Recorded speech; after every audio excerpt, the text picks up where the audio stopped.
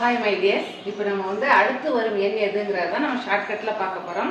இதுக்கு உங்களுக்கு ஒரு ஃபார்மெட் ஒன்று சொல்கிறேன் பாருங்கள். இப்போ 1, 3, 7, 15, 31, 63 இதுக்கு அடுத்து வரும் எண் எதுங்கிறது தான் நம்ம இப்போ கண்டுபிடிக்க போகிறோம் இந்த ஆப்ஷனில்.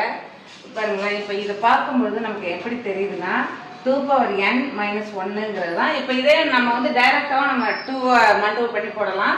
இதுனா உங்களுக்கு மைண்டில் நிற்குமேங்கிறதுக்காக நான் இதை எடுத்திருக்கேன். இப்போ பாருங்களேன், என்னங்கிற இடத்துல நம்ம நேச்சுரல் நம்பர்ஸ் அதாவது இயல் எண்கள் எடுத்துக்குவோம். அண்ட் ஒன் போட்டுங்க. இப்போ பாருங்க 2n 1 போட்டுக்கலாமா? 1 போட்டோம்னா 2 - 1 1. அடுத்து பாருங்க 2 போட்டோம்னா 2 2s are 4 4 - 1 3. அடுத்து 2 போட்டோம்னா 2 2s are 4 4 2s are 8 8 - 1 எவ்வளவு வரும்? 7. அதே போல இப்போ 2 8 வந்துச்சா? அப்ப 2 போடும்போது நமக்கு என்ன வரும்? 8 × 2 எவ்வளவு? 16. 16 - 1 எவ்வளவு? 15. இப்போ 2 அப்படிங்க எடுத்துக்குவோம். -1. இப்போ இங்க என்ன வந்து 16 வந்துச்சு. 2 16. அப்ப அது கூட ஒரு 2 மல்டிபிள் பண்ணா 2 வந்துரும் இல்லையா? அப்ப 16 × 2 எவ்வளவு? 32. 32 - 1 31.